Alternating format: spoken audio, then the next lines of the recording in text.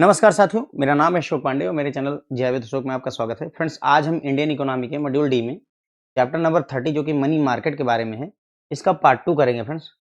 तो money market क्या होता है, हमने सीखा हुआ है, समझा हुआ है। इस लेक्चर में फ्रेंड्स हम पढ़ेंगे सर्टिफिकेट ऑफ डिपॉजिट सीडी के बारे में, कमर्शियल पेपर सीपी के बारे में और रेपो ट्रांजेक्शन या रेपो रेट वगैरह के बारे में हम जानेंगे। ओके, सीडी और सीपी दोनों इंपॉर्टेंट टॉपिक हैं। कमर्शियल पेपर से भी क्वेश्चन आता है, सर्टिफिकेट ऑफ डिपॉजिट से भी क्वेश्चंस आते रहते हैं बीच बीच में। Okay, certificate of deposit CD की अगर हम बात करें, certificate of deposit is a negotiable money market instrument issued in dematerialised form by scheduled commercial bank, जिसमें आरआरबी और स्मॉल फाइनेंस बैंक भी शामिल होते हैं, and selected all India financial institution AIFI that have been permitted by RBI to raise short term resources. समझते हैं क्या है काम की बात। पहली बात, सर्टिफिकेट ऑफ डिपॉजिट एक निगोशिएबल मनी मार्केट इंस्ट्रूमेंट है, यानी मनी मार्केट के इंस्ट्रूमेंट में हमने अब तक क्या देखा, हमने देखा भाई कि ट्रेजरी बिल आता है मनी मार्केट में, ये मनी मार्केट का इंस्ट्रूमेंट है। अब देख रहे हैं सर्टिफिकेट ऑफ डिपॉजिट भी, ये भी मनी मार्केट का इंस्ट्रूमेंट है। क्वेश्चन पूछा जा सकता है कि इसमें से कौन सा मनी मार्केट का इंस्ट्रूमेंट नहीं है, तो ट्रेजरी बिल है, सीडी है, कमर्शियल पेपर है, ये तीनों होते हैं। कुछ ऐसा और लिख दिया जाएगा जो कि नहीं होगा तो गलत हो जाएगा करके, ठीक है, ध्यान रखिए। तो certificate of deposit negotiable instrument होता है मनी मार्केट का, डीमेटलाइज्ड फॉर्म में, यानी कि इसे फिजिकल फॉर्म में नहीं इशू किया जाता है। डीमेटलाइज्ड मतलब डिजिटल फॉर्म में इशू किया जाता है। कौन इशू करता है sir? Scheduled commercial bank issue करते हैं, उसमें आरआरबी और स्मॉल फाइनेंस बैंक को भी शामिल किया गया है। इसके अलावा कुछ selected all India financial institution जैसे एग्जिम बैंक वगैरह हो गया, नाबार्ड हो गया, इनको भी अलाउ किया गया है आरबीआई द्वारा, ठीक है। अब इसमें एक चीज दिमाग में अगर आ रही हो, डिमेटलाइज का मतलब आप समझ ही गए हैं, डिजिटल फॉर्म में। निगोशिएबल का क्या मतलब होता है? जिसे खरीदा बेचा जा सके। मैंने समझाया था मेरे ख्याल से कि जो बैंक की एफडी होती है ये नॉन निगोशिएबल है। क्यों? क्योंकि अगर मेरे पास एफडी है तो क्या मैं किसी को बेच सकता हूं? क्या 10 लाख की मेरी एफडी है, मैं अपने पिताजी को दे दूं? नहीं दे सकता, है ना। लेकिन अगर मेरे पास में 10 लाख रुपए के सर्टिफिकेट ऑफ डिपॉजिट है तो मैं अपने पिताजी को देना चाहूं तो यस, मैं किसी दोस्त को दे सकता हूं, किसी और व्यक्ति को देना चाहूं तो दे सकता हूं। ये निगोशिएबल है, खरीदा और बेचा जा सकता है, सिंपल भाषा में ये है, ठीक है। Certificate of deposit CDs are discounted instrument and are issued at a discount price and redeemed at par value। तो जो सर्टिफिकेट ऑफ डिपॉजिट होता है फ्रेंड्स, ये डिस्काउंट प्राइस पर इशू किया जाता है। यानी अगर मान लीजिए सीडी का दाम 5 लाख रुपए है, एक CD certificate of deposit 5 lakh है, उसके मल्टीपल में इशू होता है, तो 5 लाख की सीडी है, सर्टिफिकेट ऑफ डिपॉजिट है, तो इसे 5 लाख में नहीं खरीदना होता है। आप इसको हो सकता है 4,90,000 रुपए में ही खरीद लें, मे बी आपको ये 4,80,000 रुपए में ही मिल जाए। डिस्काउंट पर इशू किया जाता है और हमेशा रिडीम, यानी जब ये मैच्योर होगी तो ये पार वैल्यू पर होती है, फेस वैल्यू पर होती है, 5 लाख रुपए पर रिडीम किया जाएगा। तो खरीदेंगे सस्ते में और बेचेंगे पार वैल्यू पर या फेस वैल्यू पर। तो यही जो आपको मान लो 480 में खरीदा और 5 लाख में बेचा, तो जो 20,000 रुपए का फायदा हुआ, यही आपका इंटरेस्ट का काम करता है, यही आपकी अर्निंग का काम करता है। उसके बाद में while the tenor of issue can range from 7 days to 1 year। ये क्वेश्चन सबसे ज्यादा पूछा जाता है। दो क्वेश्चन बहुत ज्यादा पूछे जाते हैं, एक तो 5 लाख वाला और दूसरा ये कितने दिन के लिए इशू किया था। तो 7 दिन से लेकर 1 साल के लिए, मिनिमम 7 डेज के लिए इशू किया जाता है सीडी को, और मैक्सिमम 1 ईयर के लिए सर्टिफिकेट ऑफ डिपॉजिट को इशू किया जा सकता है। लेकिन उन्होंने बोला कि ज्यादातर जो सीडीज होती हैं बैंक द्वारा वो 3 महीने, 6 महीने और 12 महीने के टनर के लिए इशू की जाती हैं। वैसे तो मिनिमम 7 डेज के लिए इशू किया जाता है, मैक्सिमम 1 ईयर के लिए इशू किया जाता है, बट बैंक ज्यादातर क्या करते हैं, 3 महीने की सर्टिफिकेट डिपॉजिट, 6 महीने का सर्टिफिकेट डिपॉजिट और 12 महीने की मेच्योरिटी वाले सर्टिफिकेट डिपॉजिट ज्यादा इशू करते हैं, ठीक है। फिर आता है भाई कि कौन खरीद सकता है, कौन खरीद सकता है सीडी। तो certificate of deposit can be issued to individuals, minor को अलाउ नहीं है, माइनर मतलब 18 साल से कम के लोगों को अलाउ नहीं है। तो सीडी इशू किया सकता है इंडिविजुअल्स को, कॉर्पोरेशन कंपनीज वगैरह को, ट्रस्ट को, फंड को, एसोसिएशन वगैरह को। Even NRI, non resident Indians भी जो है सीडी खरीद सकते हैं, सब्सक्राइब कर सकते हैं। However they are mainly subscribe to by banks, mutual fund, provident fund, pension fund and insurance company. लेकिन सर्टिफिकेट ऑफ डिपॉजिट ज्यादातर जो है खरीदता कौन है? बैंक खरीदते हैं, म्यूचुअल फंड कहते हैं, प्रोविडेंट फंड, पेंशन फंड और इंश्योरेंस कंपनी। क्योंकि देखो अभी तक हमने कभी सर्टिफिकेट ऑफ डिपॉजिट, मुझे नहीं लगता कि हम में से किसी ने सीडी खरीदी होगी, किसी ने भी शायद ही खरीदी होगी सर्टिफिकेट, क्योंकि अपने को इतना कंसर्न नहीं पड़ता है, हम एफडी करवा लेते हैं, हम सर्टिफिकेट डिपॉजिट खरीदने नहीं जाते हैं। तो ज्यादातर जो इसके इन्वेस्टर हैं, ज्यादातर खरीदार हैं, वो ये लोग होते हैं भाई, प्रोविडेंट फंड ये लोग खरीदते हैं, पेंशन फंड हो गए, इंश्योरेंस कंपनियां हो गई, ये यहाँ पर खरीदती हैं, ठीक है। Minimum amount of certificate of deposit should be 5 lakh, that is minimum deposit that can be accepted from a single subscriber should not be less than 5 lakh. मतलब कहने का कि कोई भी व्यक्ति अगर इन्वेस्ट करना चाहता है तो कम से कम 5 लाख रुपए इन्वेस्ट करना पड़ेगा। तो ये 5 लाख वाला अमाउंट पूछा जाता है and then after that in the multiple of 5 lakh. मतलब कहने का सोचो कि कोई व्यक्ति या तो 5 लाख की सीडी खरीद सकता है सर्टिफिकेट ऑफ डिपॉजिट, या 10 लाख की खरीद सकता है, या 15 लाख की, या 20 लाख की। ठीक है, कोई बोलता है कि सर मेरे पास 12 लाख रुपए हैं, तो अगर आपके पास 12 लाख है तो आप 10 लाख रुपए की सीडी खरीद लीजिए, 2 लाख रुपए संतोष करिए। इस 2 लाख का हम कुछ नहीं कर सकते। कम से कम 15 लाख होता तो हम आपको 3 सीडी दे देते, जो है सर्टिफाइड ब्याज 3 मिल जाते। ठीक है, तो ध्यान रखिएगा 5 लाख और उसके मल्टीपल में ही इशू किया सकता है, 5 लाख और उसके मल्टीपल में इशू किया सकता है, बीच का कोई अमाउंट अब एक्सेप्ट नहीं होता है। फिर ये भी सवाल कभी कभार पूछा जाता है कि बैंक क्या अपने सर्टिफिकेट के अगेंस्ट में लोन दे सकते हैं? तो नहीं, banks are not allowed to grant loan against CD unless RBI उनको परमिट करे। फिलहाल सर्टिफिकेट ऑफ डिपॉजिट के अगेंस्ट में, यानी कि मेरे पास सीडी है, मान लो मेरे पास 1 करोड़ रुपए का सर्टिफिकेट ऑफ डिपॉजिट है, मैं सोचता हूं कि इसको मैं गिरवी रख दूं और बैंक से लोन ले लूं, तो ये चीज अलाउ नहीं होती, ये चीज अलाउ नहीं होती है। उसके बाद में बाई बैक की अगर हम बात करें, सर्टिफिकेट ऑफ डिपॉजिट का बाई बैक ये होता है प्रिवेलिंग मार्केट प्राइस पर और can be made only after 7 days from the date of issue. जिस डेट को इशू हुआ है उसके 7 दिन बाद ही बाई बैक किया जा सकता है और मार्केट प्राइस पर किया जाता है। फ्रेंड्स, ये पार वैल्यू पर नहीं होता, फेस वैल्यू पर नहीं होता। उस समय मार्केट में जो भी सर्टिफिकेट ऑफ डिपॉजिट का रेट होगा उसी रेट पर खरीदा बाई बैक किया सकता है। बाई बैक कौन करेगा? जिसने इशू किया था। ठीक है, तो ये जो रेड में चीजें हैं ये बहुत पूछी जाती हैं, फिर भी मैंने आपको समराइज करने के लिए बताया है। ये है वो क्वेश्चन जो बहुत ज्यादा फ्रिक्वेंटली पूछा जाता है। पूछने को तो और भी चीजें पूछ सकता है, लेकिन फ्रिक्वेंटली ये पूछा जाता है कि सर्टिफिकेट ऑफ डिपॉजिट 5 लाख या 5 लाख के मल्टीपल में इशू होते हैं, मिनिमम 7 दिन के लिए इशू किया जाता है, मैक्सिमम 1 साल के लिए इशू किया जा सकता है, buy back after 7 days from the date of issue हो सकता है। तो ये बहुत ज्यादा पूछे जाने वाले क्वेश्चंस हैं फ्रेंड्स अपने आप में। बस अब सर्टिफिकेट डिपॉजिट में अब इससे ज्यादा क्वेश्चन बनेंगे तो वो खतरनाक बनेंगे, नॉर्मल नहीं रहते हैं। इससे अगर मतलब इससे बाहर गया क्वेश्चन तो वो बहुत कठिन हो जाएगा। जैसे एक क्वेश्चन बताता हूँ आपको, पूछा हुआ है, सीआईबी में पूछा है। उन्होंने पूछा कि ये बताओ कि सीडी सस्ती होती कि एफडी सस्ती? सीडी सस्ती होती है, एफडी सस्ती होती है? जो इशू करता है बैंक उसके लिए। बैंक मान लो पीएनबी ने एफडी दी है कस्टमर को बना करके, या एफडी बनवा रखी है, या सीडी बेचा हुआ है, तो कौन सस्ता पड़ेगा सर? तो सस्ती एफडी पड़ती है। ऐसा क्यों है? अगर मान लो इस पर भी 7% का इंटरेस्ट मिल रहा है, देना है, इस पर भी 7% का, ऐसा भी लिखा था कि एफडी पर भी 7% का रिटर्न है और सीडी पर भी 7 ही % का रिटर्न देना है, उसके बावजूद भी सस्ती कौन सी है? तो एफडी होती है, क्योंकि सर्टिफिकेट ऑफ डिपॉजिट में आपको स्टैंप ड्यूटी पे करनी पड़ती है, आपको स्टैंप ड्यूटी पे करनी पड़ती है इसके इशू होने पर। सीडी जब इशू होता है तो उसके लिए स्टैंप ड्यूटी अलग से पे करनी पड़ती है। एफडी के लिए स्टैंप ड्यूटी का कॉन्सेप्ट नहीं होता, इसलिए एफडी सस्ती पड़ जाती है और सीडी महंगी हो जाती है। लेकिन जैसा कि मैंने बताया इसके बाहर क्वेश्चन गया तो कठिन होगा, है भी वो, है ना। सर्टिफिकेट ऑफ डिपॉजिट एक निगोशिएबल मनी मार्केट का इंस्ट्रूमेंट होता है। डीमेटलाइज्ड फॉर्म में ये इशू किया जाता है, यानी कि डीमैट फॉर्म में इशू किया जाता है। डिजिटल फॉर्म में कौन इशू करता है सर? ध्यान रखिएगा, बैंक इशू करते हैं, कोई कंपनी नहीं इशू करती है ना, बात समझिए। कौन इशू करता है? शेड्यूल्ड कमर्शियल बैंक इशू करते हैं, इसमें आरआरबी और स्मॉल फाइनेंस बैंक आ जाते हैं। इसके अलावा AIFI all India financial institution issue कर सकते हैं, यानी टीसीएस इशू कर सकती है, सीडी नहीं। सर्टिफिकेट ऑफ डिपॉजिट है एकदम एफडी जैसा ही समझ करके चलिएगा, जैसे एफडी होती है उसी तरीके से सीडी होती है। तो एफडी कौन इशू करता है? बैंक। तो सीडी कौन इशू करेगा? बैंक। उसके बाद में एआईएफआई को अलाउ होता है। सीडी जो है डिस्काउंट प्राइस पर इशू किया जाता है, ओरिजिनल वैल्यू पर नहीं इशू किया जाता, और जब रिडीम किया जाता है, वापस सीडी खरीदी जाती है, बाय बैक किया जाता है, तो वो पार वैल्यू पर या एक्चुअल प्राइस पर या फेस वैल्यू पर किया जाता है।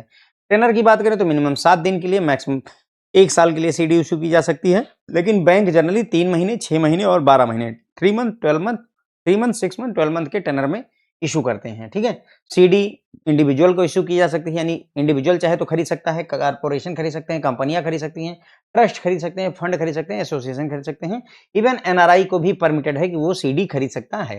लेकिन ज्यादातर लोग जो खरीदने वाले हैं उसमें bank, mutual fund, provident fund, pension fund, insurance कंपनियां वगैरह आती हैं। मिनिमम अमाउंट सीडी की कितनी होनी चाहिए? 5 लाख। उसके बाद 5 लाख के मल्टीपल में ये इशू किया जाता है।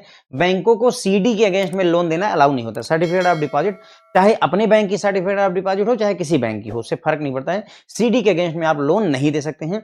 बाई बैक करना चाहता है अगर बैंक सर्टिफिकेट ऑफ डिपॉजिट को, तो कम से कम 7 दिन इंतजार करिए, है ना? इश्यू होने के 7 दिन बाद ही वो बाई बैक कर सकता है। समरी में अगर हम बात करें एकदम काम की बात, तो 5 लाख और उसके मल्टीपल में इश्यू होता है सीडी। मिनिमम 7 दिन के लिए इश्यू होता है, मैक्सिमम 1 साल के लिए इश्यू होता है और बाई बैक 7 दिन के बाद हो सकता है from the date of issue, ठीक है? तो ये हो गई बात फ्रेंड्स हमारी सर्टिफिकेट ऑफ डिपॉजिट के बारे में। Now we will discuss about commercial paper, CP, commercial paper. अब देखो ये नाम ही है कमर्शियल पेपर, तो क्या बैंक इश्यू करेगा? सोच कर देखो, नहीं। ये कमर्शियल कंपनियां इश्यू करती। कौन इश्यू करता है सर? कंपनियां इश्यू करती हैं। With a view to enabling high rated corporate borrowers to diversify their source of short term borrowing and also provide an additional instrument to investors. RBI introduced commercial paper as a money market instrument in Indian financial market in 1990. 1990 में ऐसा किया, ठीक है? तो क्या बता रहा है सर कमर्शियल पेपर? भाई ये हाई रेटेड कारपोरेट बारोवर को शॉर्ट टर्म फंड अवेलेबल हो जाए, इसके लिए एक जुगाड़ करने के लिए कमर्शियल पेपर लाया गया, ठीक है? यानी कि हाई रेटेड कारपोरेट बारोवर्स का क्या मतलब है? ऐसी कंपनियां जिनकी रेटिंग बहुत अच्छी है, वो अगर चाहें तो कमर्शियल पेपर बेच करके और पैसे उधार ले सकती हैं। ये भी 1 साल के लिए मैक्सिमम होता है। इसके अलावा अगर इन्वेस्टर चाहे तो इन्वेस्ट करने के लिए एक एडिशनल इंस्ट्रूमेंट के तौर पर कमर्शियल पेपर सामने निकल करके आता है, ठीक है? तो इन्वेस्टर को एक इन्वेस्ट करने का जैसे भाई एफडी करवा सकते हैं, म्यूचुअल फंड करवा सकते थे, सीडी खरीद सकते हैं, उसी तरह कमर्शियल पेपर भी खरीद सकते हैं, ठीक है? तो ये हो गई बात कि जो हाई रेटेड कॉर्पोरेट बारोअर हैं, उनको एक जुगाड़ दिया गया कि तुम पैसे उधार ले सको और इन्वेस्टर को जुगाड़ दिया गया कि तुम एक और विकल्प देते हैं जहां पर तुम पैसे इन्वेस्ट कर सकते हो। इसी के तहत 1990 में कमर्शियल पेपर आरबीआई द्वारा लाया गया, ठीक है? A commercial paper is a unsecured money market instrument issued in the form of provisionary note. तो ध्यान रखिए कमर्शियल पेपर जो होता है unsecured money market instrument. Commercial paper एक अनसिक्योर्ड मनी मार्केट इंस्ट्रूमेंट होता है, यानी ये सिक्योर्ड नहीं है। सिक्योर्ड नहीं है मतलब सर डूब सकता है आपका पैसा। क्यों? क्योंकि ये कंपनियों द्वारा इश्यू किया जा रहा है। कंपनी डूब गई, आपका पैसा डूब जाएगा। तो सीडी, अच्छा सीडी क्या होता है? Certificate of deposit. क्या ये अनसिक्योर्ड है? नहीं सर, क्योंकि ये बैंक इश्यू कर रहा है सर्टिफिकेट ऑफ डिपॉजिट, तो ये सिक्योर्ड है, बैंक तो जाएगा नहीं क्योंकि सरकार पीछे खड़ी रहेगी। तो सीडी सिक्योर्ड है, लेकिन कमर्शियल पेपर अनसिक्योर्ड होता है, ठीक है? और इसे इश्यू किया जाता है प्रोमिजनरी नोट के रूप में। तो ध्यान रखें कमर्शियल पेपर अनसिक्योर्ड है और प्रोमिजनरी नोट के रूप में इश्यू किया जाता है। अब इसे कौन-कौन इश्यू कर सकता है? तो भाई देखो इश्यू करने में कंपनियां हैं, एनबीएफसी है, हाउसिंग फाइनेंस कंपनीज हैं, इंफ्रास्ट्रक्चर इन्वेस्टमेंट ट्रस्ट है जिन्हें आईवीआईटीज कहते हैं, रियल एस्टेट इन्वेस्टमेंट ट्रस्ट है या एनी अदर बॉडी कॉर्पोरेट जिसका मिनिमम नेटवर्थ 100 करोड़ हो, जिसका मिनिमम नेटवर्थ 100 करोड़ रुपए हो, वो जो है कमर्शियल पेपर इश्यू कर सकते हैं। इसके अलावा ऑल इंडिया फाइनेंशियल इंस्टीट्यूट अगर कोई है जिन्हें आरबीआई ने परमिट कर रखा है या कोई और एंटिटी जैसे आरबीआई ने परमिट कर रखा है, तो वो सभी लोग जो है क्या कर सकते हैं? कमर्शियल पेपर इश्यू कर सकते हैं, ठीक है? All India financial institutions are eligible to issue commercial paper subject to the condition that. अभी उन्होंने बोला कि भाई all India financial institution issue तो कर सकते हैं, एआईएफआई इशू कर सकते हैं क्या? कमर्शियल पेपर, लेकिन उसके लिए कंडीशन है कि अगर कोई भी फंड बेस्ड फैसिलिटी इनको किसी बैंक से, यानी कि ऐसे समझिए कोई ऑल इंडिया फाइनेंशियल इंस्टीट्यूशन है, उसको बैंक उसने 4-5 बैंकों से उधार ले रखा है, तो जितने भी लोन हैं वो सभी स्टैंडर्ड एसेट के तौर पर होने चाहिए जब वो कमर्शियल पेपर इश्यू करना चाहता है। बस यही गाइडलाइन है, ठीक है? तो ऑल इंडिया फाइनेंशियल, मान लीजिए एक्जिम बैंक है, एक्जिम बैंक ये ऑल इंडिया फाइनेंशियल इंस्टीट्यूशन है हमारा। एक्जिम बैंक अगर कमर्शियल पेपर इश्यू करना चाहता है तो करे, लेकिन अगर एक्जिम बैंक ने मान लो 10 जगहों से लोन ले रखा तो सारे के सारे लोन स्टैंडर्ड एसेट की कैटेगरी में होने चाहिए उस समय जब आप कमर्शियल पेपर इश्यू कर रहे हैं। बस ये कंडीशन यहाँ पर इन्होंने डाली हुई है। ऑल रेजिडेंट, लैंग्वेज बड़ी अजीब से लिखी हुई है कि all resident and non resident permitted to invest in commercial paper under foreign exchange management act are eligible to invest in CP. However, no person can invest in CP issued to related parties either in primary or secondary market. ठीक है, क्या बोल रहे हैं ये कि सभी resident और नॉन रेजिडेंट कमर्शियल पेपर में इन्वेस्ट कर सकते हैं, लेकिन कोई भी व्यक्ति कमर्शियल पेपर अगर रिलेटेड पार्टी द्वारा इशू किया गया है तो उसमें इन्वेस्ट नहीं कर सकता है। जैसे मैं हूं और मेरा कोई रिश्तेदार है, उसकी कंपनी है, तो वो रिलेटेड पार्टी हो गई मेरे से, तो उस कंपनी के कमर्शियल पेपर में मैं इन्वेस्ट नहीं कर सकता। पता चला कि कंपनी है और उसमें मम्मी-पापा इन्वेस्ट कर रहे हैं, तो ये चीज़ें मना होती हैं। बाकी सारे रेज़िडेंट और नॉन रेज़िडेंट इन्वेस्ट कर सकते हैं कमर्शियल पेपर में, ठीक है? उसके बाद में eligible participant issuer shall obtain credit rating from for issuance of CP from any of the SEBI registered credit rating agency. यानी देखो क्या है, कमर्शियल पेपर इश्यू करना है, कौन इश्यू करेगा सर? कंपनियाँ इश्यू करेंगी। कौन सी कंपनी इश्यू कर सकती है? जिसकी रेटिंग अच्छी हो, है ना? ध्यान करिए, हाई रेटेड कंपनी के द्वारा इश्यू किया जाता है। तो रेटिंग कौन देगा? सर सीआरए देते हैं। क्रेडिट रेटिंग एजेंसी द्वारा अपनी कंपनी की रेटिंग करवाइए और जो सीआरए होना चाहिए वो भी सेबी के पास रजिस्टर्ड होना चाहिए, ठीक है? तो वही बोल रहे हैं कि जितने भी लोग अगर कमर्शियल पेपर इश्यू करना चाहते हैं तो उनको चाहिए कि वो रेटिंग ऑब्टेन क्रेडिट रेटिंग अपनी बनवाएँ, क्रेडिट रेटिंग जो है इश्यू करवाएँ और तब जा कर के वो सीपी इश्यू कर सकते हैं। मिनिमम क्रेडिट रेटिंग का क्राइटेरिया है कि मिनिमम A3 की रेटिंग होनी चाहिए सेबी के हिसाब से, as per rating symbol and definition prescribed by SEBI. SEBI ने जो कंपनियों की रेटिंग का क्राइटेरिया रखा हुआ है A1, A2, A3 करके, उसमें मिनिमम A3 की रेटिंग होगी, तभी आप जो है कमर्शियल पेपर इश्यू कर सकते हैं। और सीपी भी मिनिमम 7 डेज के लिए इश्यू की जाती है, मैक्सिमम 1 ईयर के लिए इश्यू करी जाती है। सीपी भी जो है 5 लाख और 5 लाख के मल्टीपल में इश्यू की जाती है, 5 लाख एंड 5 लाख के मल्टीपल में। यानी सेम गाइडलाइन है, किसमें? सीपी और सीडी में सेम गाइडलाइन है। The aggregate amount of CP which can be issued by an issuer shall be within such limit as may be approved by the board of directors और its equivalent body. मतलब commercial paper maximum कितने का issue कर सकते हैं? Sir हम 100 करोड़ का issue करना चाहते हैं, कोई कंपनी 100 करोड़ का इश्यू करना चाहती है, कोई कंपनी 1000 करोड़ का करना चाहती है, कोई कंपनी मान लीजिए 10,000 करोड़ का इश्यू करना चाहती है। तो क्या 10,000 करोड़ का इश्यू कर सकती है? नहीं। तो ये बोलते हैं कि एग्रीगेट अमाउंट ऑफ सीपी जो कि इश्यू किया जा सकता है इश्यूअर द्वारा, उस कंपनी द्वारा, उसके लिए लिमिट अप्रूव होनी चाहिए बोर्ड ऑफ डायरेक्टर्स की। उस कंपनी का बोर्ड ऑफ डायरेक्टर्स अप्रूव करेगा कि भाई हम मैक्सिमम 1000 करोड़ की सीपी इश्यू कर सकते हैं, बस इससे ज़्यादा नहीं। एग्रीगेट का मतलब क्या है? हो सकता है कि हम अभी 100 करोड़ की सीपी इश्यू करें, कुछ समय बाद हमने फिर से कमर्शियल पेपर 500 करोड़ का कमर्शियल पेपर इश्यू कर दिया, फिर जो है हमने 400 करोड़ का कमर्शियल पेपर इश्यू कर दिया पूरे साल के अंदर में। वही बोल रहा है कि मैक्सिमम जो टोटल मिलाकर के कमर्शियल पेपर हो सकता है, वो as per board of directors की लिमिट द्वारा डिसाइड किया जाना चाहिए। हम ज़्यादा नहीं इश्यू कर सकते, कहने का मतलब ये है। ऐसे मनमानी में 1 लाख करोड़ की इश्यू कर दें, नहीं। आपकी कंपनी का बोर्ड ऑफ डायरेक्टर डिसाइड करेगा कि कितने के कमर्शियल पेपर टोटल आप इश्यू कर सकते हैं। Aggregate amount which can be issued by an issuer regulated by a financial sector regulator shall also be subject to the limit if any specified by the regulator। मतलब इनका कहने का ये है कि कमर्शियल पेपर तो तुम इश्यू कर ही रहे हो, ठीक है? कमर्शियल पेपर इश्यू करने के लिए तुमने अपने बोर्ड ऑफ डायरेक्टर्स की लिमिट लगवा ली कि हाँ भाई commercial paper board of directors ने कहा 1000 करोड़ की, तो हम 1000 करोड़ की कर रहे हैं। लेकिन टोटल कमर्शियल पेपर तो इश्यू किया है, हो सकता है तुमने कमर्शियल पेपर इश्यू किया हो सकता है तुमने ट्रेजरी बिल इश्यू किया हो, या हो सकता है और भी इंस्ट्रूमेंट हैं जिनको आपने इश्यू कर रखा हो, मे बी कंपनी द्वारा कुछ और भी ट्रेजरी बिल गवर्नमेंट इश्यू करती है। हो सकता है आपने बॉन्ड इश्यू किए हों, मे बी आपने डिवेंचर इश्यू किया हो, मे आपने इक्विटी शेयर इश्यू करे हुए हों। तो ये सारा मिला करके एक लिमिट, एक एग्रीगेट अमाउंट जो होना चाहिए, वो भी आरबीआई या फाइनेंशियल सेक्टर के जो भी रेगुलेटर हैं उसकी लिमिट के तहत होना चाहिए। कोई लिमिट की बात नहीं करी इन्होंने, लेकिन जो आरबीआई कहे या जो फाइनेंशियल सेक्टर का रेगुलेटर कहे, उसी लिमिट के तहत ये टोटल अमाउंट होनी चाहिए। बात समझे? तो यहाँ बात हो रही है कि कमर्शियल पेपर कितना इश्यू कर सकते हो, that will be decided by board of directors of that company. उस कंपनी के बोर्ड ऑफ डायरेक्टर द्वारा से किया जाएगा। तो जो सीपी है इश्यू की जाती है at discount to their face value as may be determined mutually by the issuer and the investor. तो सर्टिफिकेट ऑफ डिपॉजिट भी यानी कि सीडी भी और सीपी भी दोनों ही डिस्काउंट पर इश्यू की जाती है, फेस वैल्यू पर डिस्काउंट पर इश्यू की जाती हैं। और ये जो है इश्यूअर और इन्वेस्टर के द्वारा म्यूचुअली एग्री किया जा सकता है, किसमें? सीपी के केस में। और सीडी के केस में भी सेम ही कहानी रहने वाली है, डिस्काउंट पर ये इशू किए जाते हैं और रिडीम पार वैल्यू पर किए जाते हैं।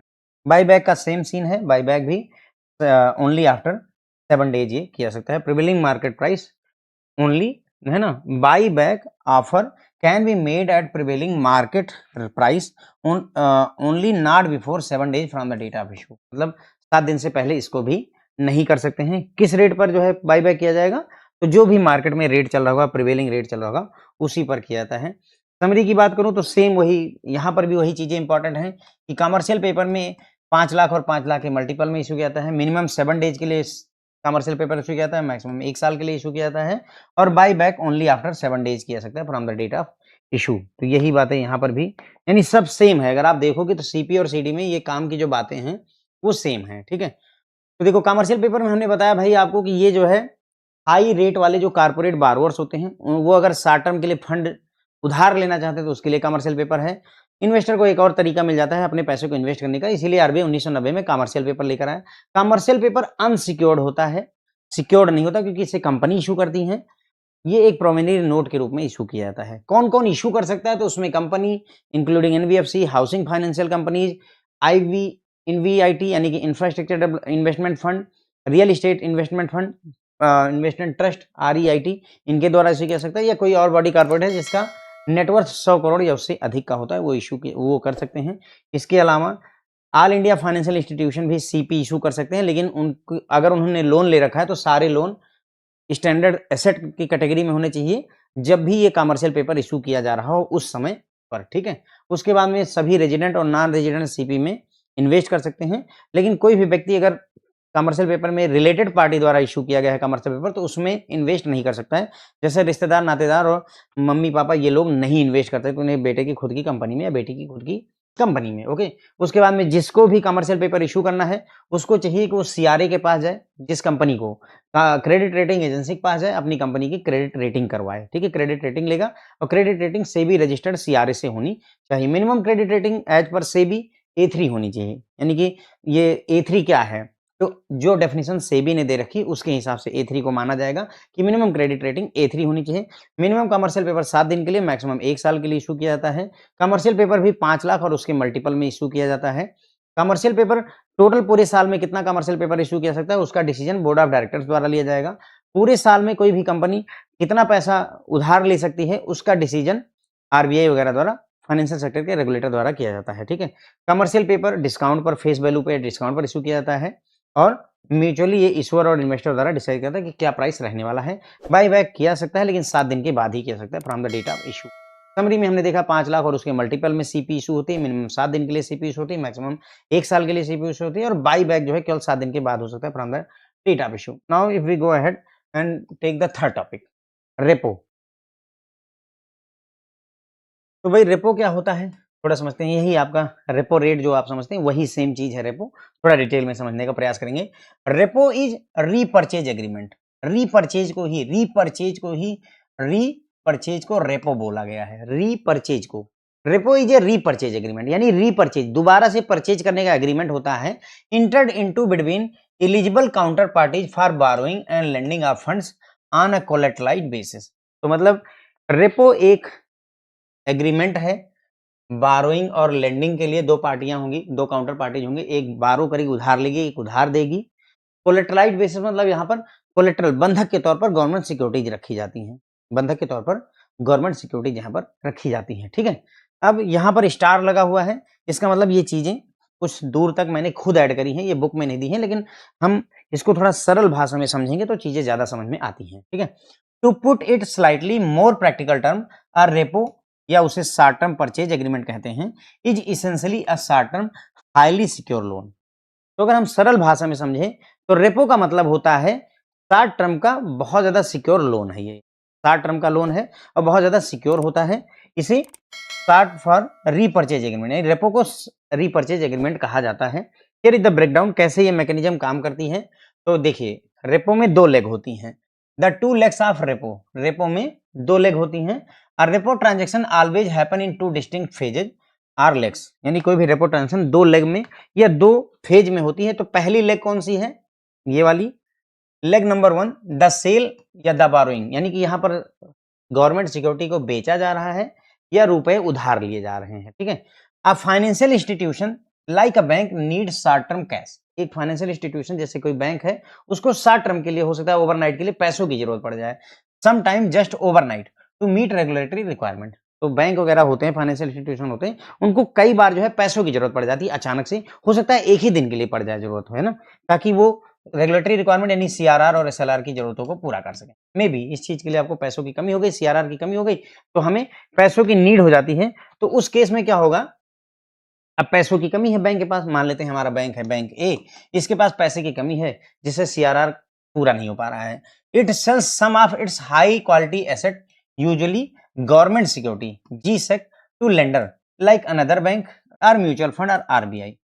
तो होगा क्या भाई, देखो बैंक ए के पास पैसे की कमी है तो वो क्या करता है, अपने हाई क्वालिटी का एसेट जैसे गवर्नमेंट सिक्योरिटी को बेच देता है। किसको? जो उधार, कोई दूसरा उधार देने वाला होगा वो गवर्नमेंट सिक्योरिटी लेगा और बदले में पैसा देगा। तो वो उधार देने वाला कौन हो सकता है? कोई दूसरा बैंक हो सकता है, कोई म्यूचुअल फंड हो सकता है, इवन RBI भी हो सकता है।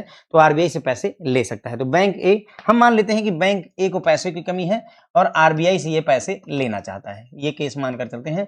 तो ए को रुपए चाहिए, RBI के पास रुपए हैं, RBI से एक पास रुपए आए और ए ने क्या किया, बदले में कागज के टुकड़े जिन्हें गवर्नमेंट सिक्योरिटी कहा वो RBI को दे दिया। ठीक है, the lender hand over the cash, भाई लेंडर यानी RBI क्या करेगा, कैश हैंड ओवर कर देगा, करेगा ही करेगा।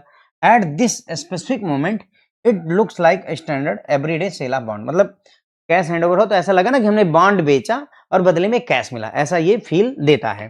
फिर आती है सर दूसरी लेग। दूसरी लेग किस चीज की है? Leg number 2, the repurchase, the repayment. Repayment या रीपरचेज की लेग होती है। The magic of repo happens in contract sign during leg 1। जो मतलब रेपो ट्रांजैक्शन का जो मैजिक है वो जब कॉन्ट्रैक्ट साइन किया जाता है लेग 1 के दौरान, वहीं पर ही ये जादू हो जाता है। क्या क्या कॉन्ट्रैक्ट में हम क्या साइन करते हैं? द सेलर यानी जैसे RBI, नहीं सॉरी, बैंक ए, सेलर मतलब गवर्नमेंट सिक्योरिटी को बेचने वाला। जो बैंक ए है, the seller, bank A legally commits to repurchase those exact same securities, क्योंकि गवर्नमेंट सिक्योरिटी जो RBI को बेची गई थी, है ना, at a specific future date, यानी बैंक ए बोलता है कि भाई आज से 15 दिन बाद जो है ये जो here is bank A, here is RBI, repo में हैपनिंग क्या हो रही है, बैंक ए को पैसे की क्रंच है, RBI के पास पैसा भरा पड़ा है, तो बैंक ए बोलता है RBI से कि सर मुझे पैसे दे दो। RBI बोलता है दे तो दूंगा लेकिन बदले में क्या दोगे? ए बोलता है सर मेरे पास जो है गवर्नमेंट सिक्योरिटी पड़ी हुई है GSEC, ये कागज के टुकड़े हैं, इनको आप ले लीजिए। बोला ठीक है RBI ने कि ठीक है, मैं तुमसे गवर्नमेंट सिक्योरिटी लेता हूँ, बदले में तुम्हें रुपए दे देता हूँ। बात खत्म हो गई। अगर बात यहीं रुक जाती तो इसे हम रेपो ना बोलते, लेकिन यहीं पर एक और काम हो जाता है। वो क्या कि भाई कुछ दिन बाद, 15 दिन बाद इसी का जस्ट उल्टा होगा। मतलब कहने का ये हुआ कि 15 दिन जब बीतेंगे सर तो क्या होगा, यहां पर बैंक ए है, यहां पर RBI है, तो बैंक ए एग्री करता है कि आज से 15 दिन बाद जो ये गवर्नमेंट सिक्योरिटी मैंने आपको दे रखी है ना, ये गवर्नमेंट सिक्योरिटी आप मुझे दे दीजिएगा, मैं खरीद लूंगा। आज से 15 दिन बाद RBI से वही वाली गवर्नमेंट सिक्योरिटी जो इसने इसको गवर्नमेंट सिक्योरिटी RBI को दे रखी, तो वही वाली एग्जैक्ट गवर्नमेंट सिक्योरिटी ए वापस खरीदेगा। और बदले में अब ए क्या करेगा भाई, अगर कागज के टुकड़े RBI से ए के पास जाएंगे तो RBI को भी तो कुछ मिलना चाहिए, RBI को रुपए मिल जाते हैं, RBI को रुपए मिल जाते हैं। ठीक है, तो ये इसी दो बातों को एक साथ होने की वजह से रीपरचेज, रेपो बोल देते हैं इसको, रेपो बोल देते हैं। यानी ऐसे समझिए जैसे आपने एक घर बेचा किसी को, तो उसको 60 लाख में बेच दिया, लेकिन आपने ये कहा कि आज से 2 साल बाद मैं ये घर फिर से जो है 62 लाख में खरीद लूंगा। That's repo. अगर किसी को घर आपने बेच दिया, उसने 60 लाख दिया, घर ले गया, काम खत्म, वो जिंदगी भर घर में रह रहा है, आपको 60 लाख मिले, आपने उड़ा दिए, बात खत्म हो गई। ये रेपो नहीं है। रेपो तब है रीपरचेज का भी कमिटमेंट हो उसी समय, यानी मैंने 60 लाख का घर अपने दोस्त को बेच दिया और बोला यार अभी मेरी स्थिति अच्छी नहीं है, लेकिन आज से 5 साल बाद, आज 60 लाख का बेच रहा हूँ, 5 साल बाद उनसे 65 का खरीद लूंगा मैं। और एग्जैक्टली आज से 5 साल बाद वो बात हो, 5 साल बाद वो घर जो है वापस मैं खरीदूं, तो उसे फ्रेंड्स रेपो कहा जाता है। यही इसका पूरा समरी है, इसकी पूरी सार है जो मैं आपको समझाने का प्रयास कर रहा था। ठीक है, तो यहां पर the seller legally commit to repurchase those exact same securities, उन्हीं सेम एग्जैक्ट सिक्योरिटीज को फ्यूचर डेट पर खरीदने के लिए कमिट करता है कि आज से 15 दिन बाद मैं ये वापस खरीद लूंगा। अभी मौके पर मेरे पास पैसों की कमी है, तो मैंने आपसे ले लिया 60 लाख रुपए, भाई 3 साल में मैं कमाऊंगा, तो 3 साल बाद मेरे पास पैसे रहेंगे, 60 लाख तो है, इससे कमाऊंगा, 5 लाख और लगाऊंगा और आपको वापस कर दूंगा। तो वही चीज यहाँ पर है, बैंक को मान लो CRR में पैसों की कमी थी, तो CRR के लिए उसने गवर्नमेंट सिक्योरिटी बेची, पैसे आए, रुपए CRR में भर दिए, और उसके बाद 15 दिन बाद बोला RBI को भाई अपने पैसे वापस लो जो हमें दिए थे और हमारी गवर्नमेंट सिक्योरिटी हमको दे दो। तो दैट्स फ्रेंड रीपरचेज। मुझे लगता है कि इससे बढ़िया आप नहीं समझा सकता है। The repurchase price is set slightly higher than the original sale price. अब भाई ऑब्वियसली फायदा कहां से होगा, तो जो रीपरचेज का प्राइस होता है वो थोड़ा महंगा रहता है। जैसे 65 लाख रुपए में घर खरीदूंगा और जब हमने बेचा था तो कितने बेचा था, 60 लाख रुपए। कोई बोल रहे हैं कि रीपर्चेज का प्राइस थोड़ा ज्यादा रहता है ओरिजिनल सेल प्राइस से, ठीक है। तो गवर्नमेंट सिक्योरिटीज अगर मान लो गवर्नमेंट सिक्योरिटीज अगर 100 रुपए में बेची गई है, तो दोबारा जब उसे वही बैंक वापस अपनी गवर्नमेंट सिक्योरिटीज खरीदता है तो उसको 101 रुपए में खरीद लेता है, ताकि ये 1 रुपए इंटरेस्ट के तौर पर आरबीआई को मिल जाए, ठीक है।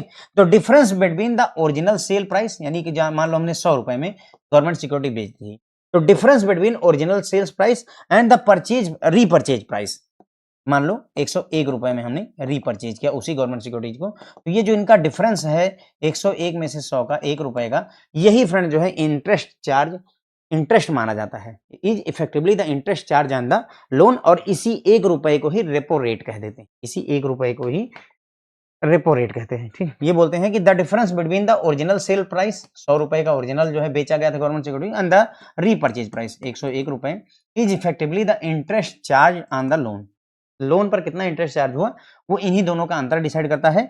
And this implied interest rate, और ये जो एक तरीके से इंप्लाइड है, कोई इंटरेस्ट चार्ज नहीं किया गया लेकिन मिल गया हमें, क्योंकि हमने 100 रुपए में गवर्नमेंट सिक्योरिटीज को उसने बेचा था और 101 में खरीद लिया, तो हमें ऑटोमेटिकली 1 रुपए का फायदा हो गया, ठीक है। वही बोल रहा है कि the implied interest rate is repo rate, इस तरीके के जो ये इंटरेस्ट रेट हमें मिला इसी को ही फ्रेंड्स रेपो रेट कहा जाता है। तो बस फ्रेंड्स यही थी रेपो की पूरी कहानी, बाकी सब दुनिया भर की कहानी इन्होंने बता रखी, लेकिन काम की बात जो हमें समझनी थी, सीखनी, तो हमने आपको समझा दी यहाँ पर। अब यहाँ से बुक की लैंग्वेज फिर से स्टार्ट होती, स्टार से लेकर के यहाँ तक बिना बुक की लैंग्वेज के थे। तो यहाँ पर क्या बोला, the eligible securities for repo transactions are government securities issued by central government or state government, listed corporate bonds, debentures, ठीक है, और commercial papers, certificate of deposit, unit of debt, exchange traded fund ETF. मतलब हमने ये कहा था कि government security को ये गिरवी रखते हैं और बदले में पैसा लेते हैं, तो उन्होंने बोला कि रेपो ट्रांजैक्शन में एलिजिबल सिक्योरिटीज में बहुत सारी चीजें आती हैं, केंद्र सरकार द्वारा इशू की गई गवर्नमेंट सिक्योरिटी, स्टेट गवर्नमेंट द्वारा इशू की गई गवर्नमेंट सिक्योरिटीज, कारपोरेट कंपनियों के जो बॉन्ड होते हैं उनके डिवेंचर होते हैं वो भी, commercial paper, certificate of deposit, unit of debt, exchange traded fund, इन सब में से किसी को भी जो है उधार मतलब गिरवी रख करके और बदले में पैसे लिया जा सकता है। तो ये सारी चीजें एलिजिबल होती है गवर्नमेंट मतलब सिक्योरिटी के तौर पर, ठीक है। अब कौन कौन इसमें पार्टिसिपेट कर सकता है, एलिजिबल पार्टिसिपेंट यानी कि कौन कौन रेपो ट्रांजैक्शन में पार्टिसिपेट कर सकता है। तो eligible participants of repo transactions are any regulated entity, any listed corporate, any unlisted company which has been issued special securities by the government of India, ठीक है, and using only such special security as collateral, and any all India financial institution जैसे Exim bank, NABARD, NHB, SIDBI. तो ये बोल रहे हैं कि कौन कौन इस ट्रांजेक्शन में पार्टिसिपेट कर सकता है रेपो ट्रांजेक्शन में। तो भाई कोई भी रेगुलेटेड एंटिटी, लिस्टेड कॉर्पोरेट यानी लिस्टेड कंपनी, अनलिस्टेड कंपनी, और उसके अलावा अगर लिस्टेड या अनलिस्टेड कंपनी है तो उनको स्पेशल सिक्योरिटी गवर्नमेंट द्वारा इशू की जानी चाहिए और उसी सिक्योरिटी को यूज करके ये रेपो ट्रांजेक्शन में पार्टिसिपेट करते हैं। इसके अलावा ऑल इंडिया फाइनेंशियल इंस्टीट्यूशन भी कर सकते हैं। इसके अलावा ऑल इंडिया फाइनेंशियल इंस्टीट्यूशन जैसे एग्जिम बैंक, नाबार्ड, एनएचबी, सिडबी वगैरह, ये लोग भी रेपो ट्रांजेक्शन में पार्टिसिपेट कर सकते हैं। A reverse repo transaction involves the buying of securities and lending of short-term surplus in the first leg and selling of securities at predetermined rate in the second leg। मतलब कहने का क्या हुआ, reverse repo transaction, reverse उल्टी, पहले में क्या था, यहां पर ध्यान कीजिए, पहली लेग क्या थी, हम गवर्नमेंट सिक्योरिटी सेल करते हैं, ठीक है, और बदले में रुपए मिलते हैं।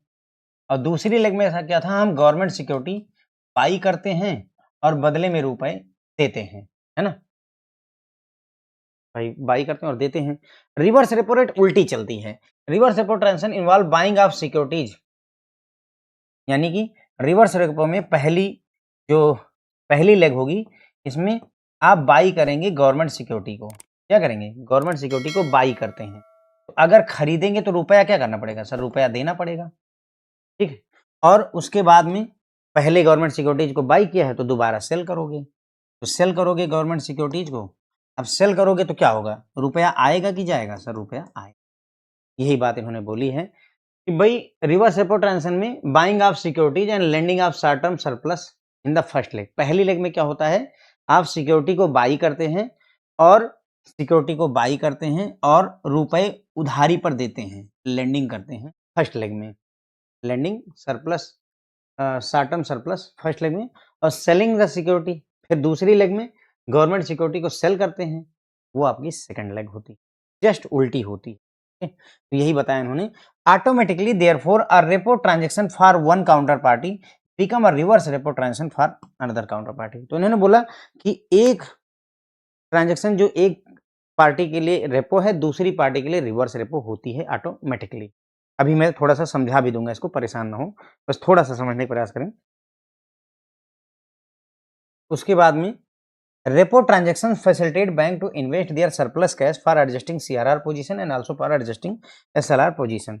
तो सीआरआर पोजीशन और एसएलआर पोजीशन दोनों को एडजस्ट करने में ये मदद करता है। कौन? रेपो ट्रांजैक्शन, ठीक है। तो यहाँ जो बात समझने वाली थी वो ये थी, ये वाला रिवर्स रेपो ट्रांजैक्शन का क्या कॉन्सेप्ट है और एक के लिए रेपो दूसरे के लिए रिवर्स रेपो कैसे बनता है। तो उसी चीज के लिए देखिए मैं यहाँ पर आपके लिए लेकर आया हूँ। देखिए रेपो ट्रांजैक्शन क्या होती है, अगर मैं इसकी लेग नंबर 1 की बात करूँ तो क्या होता है। मान लेते हैं यहाँ पर बैंक ए है और यहाँ पर मान लीजिए मैं मान लेता हूँ बैंक बी, दो बैंक लेते हैं। तो क्या होगा पहली लेग में, लेग नंबर 1 में क्या होगा, ए के पास रुपए की कमी है लेकिन उसके पास गवर्नमेंट सिक्योरिटीज अवेलेबल हैं। तो ए क्या करता है, गवर्नमेंट सिक्योरिटीज क्या करेगा, ये क्या किया इसने, बी को दे दिया, बी का मतलब सेल कर दिया। पहली लेग में गवर्नमेंट सिक्योरिटी सेल कर दी, बदले में बी ने रुपए दे दिए। तो यहाँ पर बारोइंग हो गई, बैंक ए ने क्या किया, बारोइंग करी। तो दो काम हुए, एक तो गवर्नमेंट सिक्योरिटी बिकी और दूसरा बारोइंग हो गई। और L2 लेग नंबर 2 क्या होगी इसमें, जब 15 दिन, 1 महीने, 1 दिन बीत गया तो अब क्या होगा, अभी बैंक ए है और बैंक बी है। तो बैंक ए क्या करेगा, अब रुपए देगा। क्या करेगा सर, रुपए देगा और बदले में यहाँ से गवर्नमेंट सिक्योरिटी बाई करेगा। क्या करेगा, गवर्नमेंट सिक्योरिटी परचेज करेगा, पहले बेची थी अब खरीदेगा। तो ए ने गवर्नमेंट सिक्योरिटीज खरीदी और गवर्नमेंट सिक्योरिटीज अगर खरीदी है तो खरीदने के लिए उसको रुपए देने पड़ेंगे, ठीक है। तो ये लेग 1 और लेग 2 का कॉन्सेप्ट होगा, किसमें, ए के पॉइंट ऑफ व्यू से ये क्या है, रेपो ट्रांजेक्शन है। लेकिन अगर आप बी के पॉइंट ऑफ व्यू से देखें, बी के पॉइंट ऑफ व्यू से देखें तो ये रिवर्स रेपो है।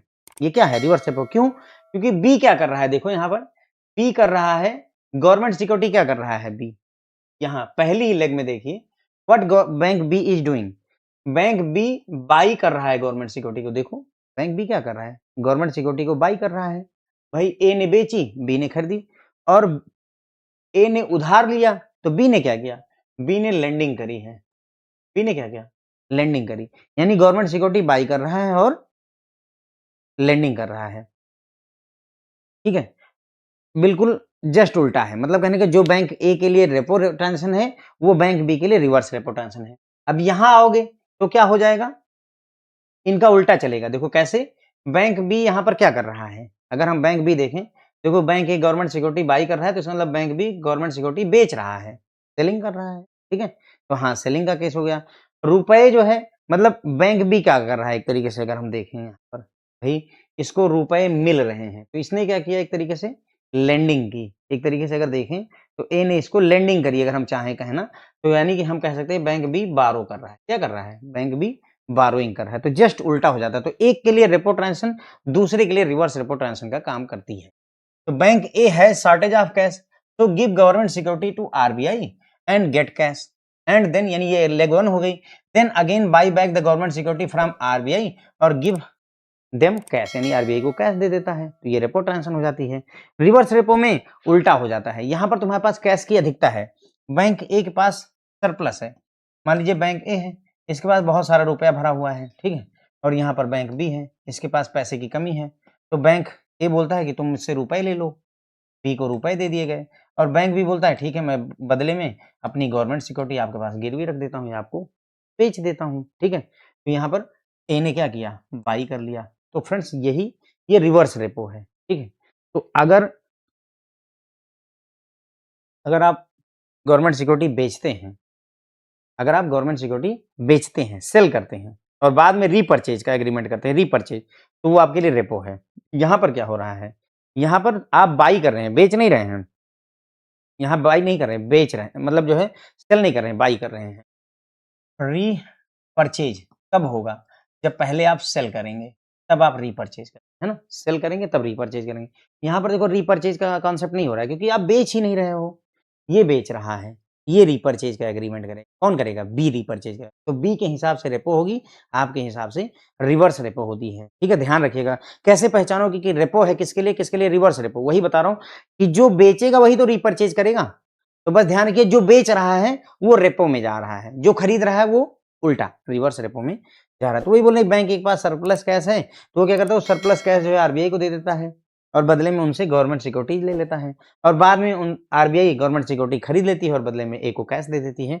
तो दैट्स रिवर्स रेपो ट्रांजेक्शन। तो बस भैया यहीं पर ही बातें सारी खत्म हो जाती हैं। रेपो, रिवर्स रेपो पूरी कहानी हमने आपको समझाई। रेपो का मतलब होता है रीपरचेज एग्रीमेंट। ठीक है? दो काउंटर पार्टीज होती हैं, एक बारो करना चाहती है, एक लेंड करना चाहती है, एक उधार देना चाहती है, एक उधार लेना चाहती है। ठीक है? इसको फिर हमने आपको समझाया 60 मतलब अच्छी यहाँ से स्टार से लेकर के वहाँ नीचे तक हमने आपको इसको सरल भाषा में समझाने का प्रयास किया है कि भाई रेपो का मतलब होता है शॉर्ट टर्म का हाईली सिक्योर लोन होता है। कैसे काम करता है? तो इसमें 2 लेग होती हैं रेपो में। ध्यान रखिए एग्ज़ाम में पूछा जाता है कि 2 लेग होती हैं, लेग में पहली लेग में क्या होता है? तो जैसे पहली लेग है, इसे सेल या बोरोइंग लेग कह सकते हैं। एक फाइनेंशियल इंस्टीट्यूशन है जिसे पैसे की ज़रूरत है। रेगुलेटरी रिक्वायरमेंट सीआरआर, एसएलआर की ज़रूरतों को पूरा करने के लिए उसे ओवरनाइट उधारी लेने की ज़रूरत है, तो वो क्या करेगा अपने हाई क्वालिटी के जो एसेट हैं, गवर्नमेंट सिक्योरिटी वगैरह उसको बेच देता है। क्या करता है? बेच देता है और दूसरे लेंडर को दे देता है। बेच देता है जैसे बैंक हो सकते हैं, म्यूचुअल फंड या आरबीआई भी लेंडर के तौर पर हो सकता है। लेंडर उसे कैश हैंड ओवर कर देगा, भाई तुमने गवर्नमेंट सिक्योरिटी दी, हमसे पैसे ले लो। तो ये पहली लेग हो गई। दूसरी लेग होती है फ्रेंड्स रीपर्चेज या रीपेमेंट की। तो रेपो ट्रांजैक्शन की जब लेग 1 जो इस समय हैपनिंग होती है, उसी लेग 1 में एक कॉन्ट्रैक्ट साइन किया जाता है कि आज से 10 दिन बाद, 1 दिन बाद, 15 दिन बाद मैं आपसे वापस खरीदूँगा। ठीक है? तो वहीं पर ये पहले से कमिटमेंट हो जाती है कि रीपर्चेज करना ही करना है। तो जो सेलर है लीगली कमिट करता है कि मैं रीपर्चेज करूँगा दोज़ एग्ज़ैक्ट सिक्योरिटीज़, उन्हीं सिक्योरिटीज़ को फ्यूचर डेट पर। जो आज मैंने बेची हैं उन्हीं को मैं खरीदूँगा, ऐसा कमिटमेंट पहली लेग में ही डिसाइड हो जाता है। रीपर्चेज प्राइस थोड़ा ज़्यादा रखा जाता है ओरिजिनल प्राइस से ताकि वो जो डिफरेंस है वो हमें इंटरेस्ट के तौर पर मिले और उसी इंटरेस्ट रेट को इम्प्लाइड इंटरेस्ट रेट को रेपो रेट कहा जाता है। अब रेपो रेट के लिए कौन-कौन सी सिक्योरिटी एलिजिबल होती हैं? तो गवर्नमेंट सिक्योरिटी जो सेंट्रल गवर्नमेंट या स्टेट गवर्नमेंट द्वारा इश्यू की गई हैं, लिस्टेड कॉर्पोरेट बॉन्ड या डिबेंचर्स हो सकते हैं, कमर्शियल पेपर हो सकता है, सर्टिफिकेट ऑफ डिपॉजिट हो सकता है, एक्सचेंज ट्रेडेड फंड वगैरह आप सिक्योरिटी के तौर पर ये बंधक के तौर पर रख सकते हैं या बेच सकते हैं, ठीक है?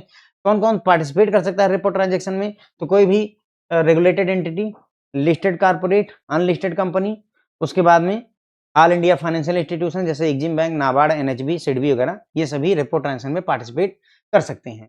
फिर उन्होंने बताया कि रिवर्स रेपो में भी लो 2 लेग होती हैं। रिवर्स रेपो में क्या होगा? यहाँ पर सेलिंग नहीं होती है, रीपर्चेज़ की बात नहीं होती है। रीपर्चेज़ की बात नहीं होती है, तो सेलिंग नहीं होती, बाइंग होती है, ठीक है? तो इसमें पहली लेग में क्या होगा? Reverse repo transaction involves buying of securities and lending of short term surplus. Securities को बाई कर रहे हैं और शॉर्ट टर्म सरप्लस को लेंड करते हैं यानी उधार देते हैं, ठीक है? तो यहाँ गवर्नमेंट सिक्योरिटीज़ को खरीदा जाता है और शॉर्ट टर्म फंड जो हमारे पास एक्सेस कैश है उसको हम उधारी पर दे देते हैं और सेकंड वाले जब लेग आती है तो जो गवर्नमेंट सिक्योरिटीज खरीदी थी उसको अब बेच देते हैं, सेलिंग कर देते हैं, तो वो सेकंड लेग में आ जाती है। तो इस तरीके से उन्होंने बोला कि एक पार्टी के लिए जो रेपो ट्रांजेक्शन है वो दूसरी काउंटर पार्टी के लिए ऑटोमेटिकली रिवर्स रेपो ट्रांजेक्शन का काम करती है। रेपो ट्रांजेक्शन से फायदा क्या होता है? बहुत सारी बैंक होते हैं जिनको सीआरआर मेंटेन करने में दिक्कत होती है, एसएलआर मेंटेन करने में दिक्कत होती है, तो वो उसकी मतलब जो है रेपो ट्रांजेक्शन से सीआरआर और एसएलआर की ज़रूरतों को पूरा कर सकते हैं। कैसे पूरा कर सकते हैं? थोड़ा-सा एक छोटा-सा एग्ज़ाम्पल लेते हैं। मान लीजिए जो है 100 करोड़ रुपए का किसी बैंक ए के पास में शॉर्टेज है सीआरआर में, तो वो क्या करेगा? बैंक ए अपनी गवर्नमेंट सिक्योरिटीज़ बेच देगा, गवर्नमेंट सिक्योरिटीज़ बेच देगा और बदले में 100 करोड़ रुपए उसको मिल जाएँगे। वो उठा करके आरबीआई के खाते में डाल देगा, सीआरआर की पोज़ीशन खत्म हो जाएगी, ठीक है? सीआरआर में 100 रुपए के 100 करोड़ की शॉर्टेज खत्म हो जाएगी, तो ये रेपो ट्रांज़ैक्शन हो गई। एसएलआर के केस में क्या होता है sir? What happens in case of SLR position? SLR के केस में मान लो कि भई एसएलआर के लिए हमने क्या किया, किसी बैंक ए है, बैंक ए के पास में पैसे की कमी थी, तो उसने क्या किया गवर्नमेंट सिक्योरिटीज़ बेच दी, ठीक है।